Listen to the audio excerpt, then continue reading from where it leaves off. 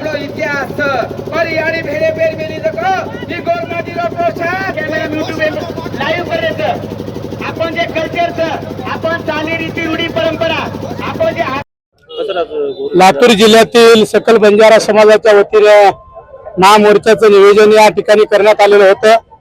लातूर जिल्ह्यातील तरुण बंजारा बांधव महिला आज मोठ्या संख्येने 10 ते 15 हजार बंजारा बांधव या ठिकाणी उपस्थित होते आणि एसटी प्रवर्गाची आमची ही जुनी मागणी आहे।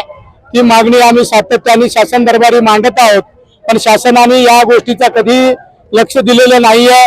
अनेक समाजाला अनेक सवलती देण्याचा शासनाने निर्णय घेतलेला आहे, पण आमच्या समाजाकडे दुर्लक्ष केलेलं आहे।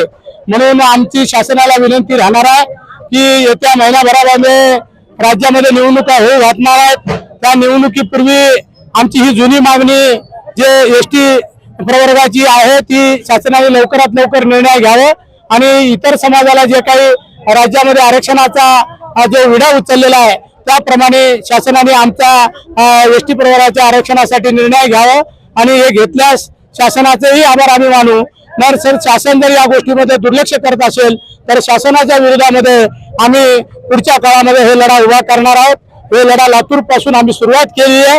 मराठवाड्याच्या सगळ्या जिल्ह्यामध्ये आम्ही हा लढा पोहोचू आणि पुढच्या काळामध्ये मराठवाडाच नाही तर महाराष्ट्राच्या मुंबईपर्यंत आम्ही हा लढा नेऊ आणि आझाद मैदानामध्ये आज जसं आमचे बंजारा बांधव सकल बंजारा बांधव लातूर येथील जसं मोर्चा या ठिकाणी काढला तसाच महामोर्चा आम्ही मुंबई येथे आझाद मैदानावरती 2 ते 2.5 लाख लोकांचा मोर्चा आम्ही पुढच्या भविष्य काळामध्ये काढू आणि शासन जर या सगळ्या गोष्टीचा विचार करून या निवडणुकीपूर्वी आम्हाला काही आश्वासन देऊन आमचं आरक्षण दिला तर शासनाचे आम्ही आभार मानू।